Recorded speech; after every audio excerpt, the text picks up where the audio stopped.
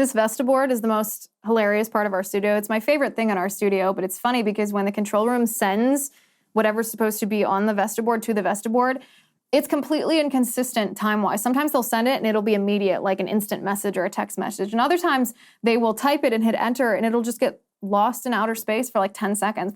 We never know when the Vesta board's gonna flip. It's one of the joys of filming this show every single day. So this is one of the creepiest things that I've ever seen. And I know this is not new, but the prevalence is, well, it's becoming more prevalent. It's coming to a store, a Whole Foods near you. So Whole Foods has a plan, let me bring up, called Amazon One. And Amazon One is trying to make, this is a very charitable way of describing it, is trying to make life easier for people by telling them that they don't have to pay with a credit card, they don't have to pay with cash, they don't even have to pay with their phone when they're checking out groceries at Amazon. It would allow them to simply hover their hand or their palm over a scanner and it would biometrically identify you with your payment method that you've previously put into the Amazon system. And so all you need is to put your hand out to pay for your groceries. This is someone trying it in a Whole Foods. Take a look at this video. I'm at Whole Foods and I'm about to pay for my groceries with my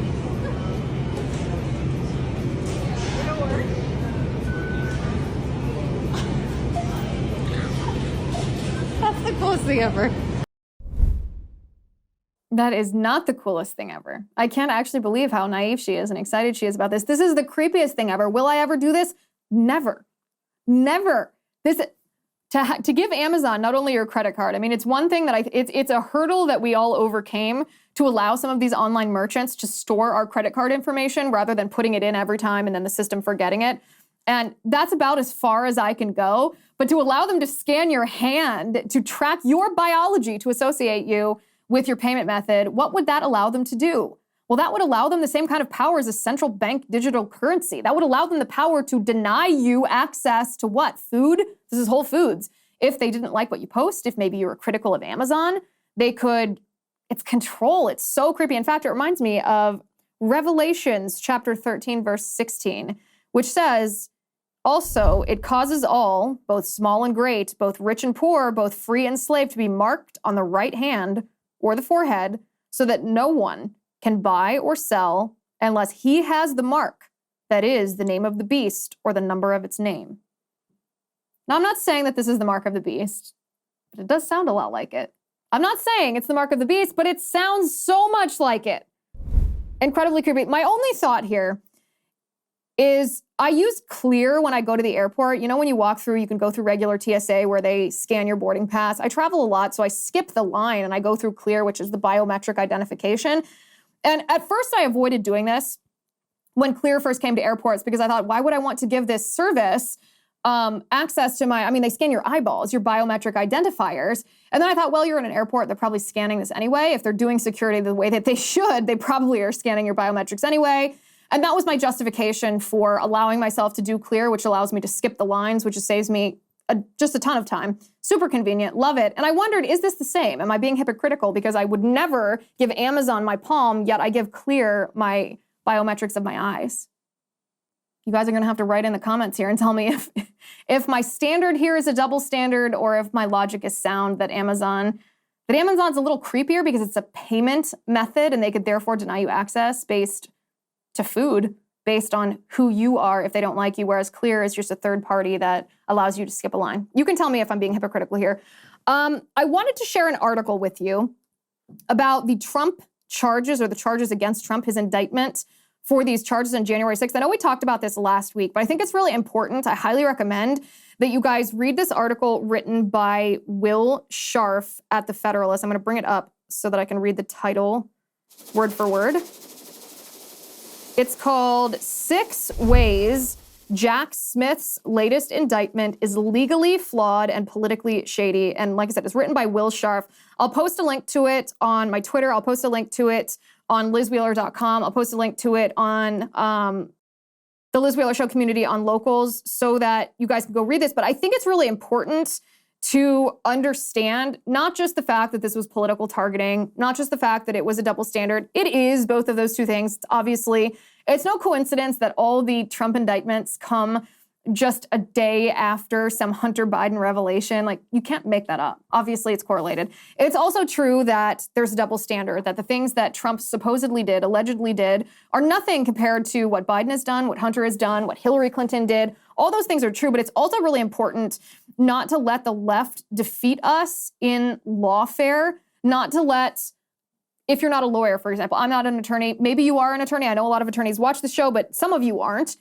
It's really important for those of us who aren't attorneys, who don't know the language of every statute by heart, it's really important for us to analyze what the statute is and how a conviction can be possible based on the statute. Because what we hear on MSNBC or CNN or from the Never Trumpers is just the actual charge. For example, that Trump attempted to defraud the United States, or he attempted to obstruct an official government proceeding, or he attempted to violate somebody's rights. And the way that those phrases are used by commentators don't reflect the standards that are necessary in the law. So, for example, intent is extremely important in all of these statutes. You have to, Trump, in order to be convicted of an attempt to defraud the United States, Trump would have had to know that what he was saying was false, chosen to say it anyway, and there would have had to be a paper trail of both of those things. So you would literally have to prove that Trump was knowingly telling a lie. Not that what Trump was saying was true or not. That doesn't matter. Trump could say something that you thought was false or that Jack Smith thought was false. But if he believed it, that's not enough.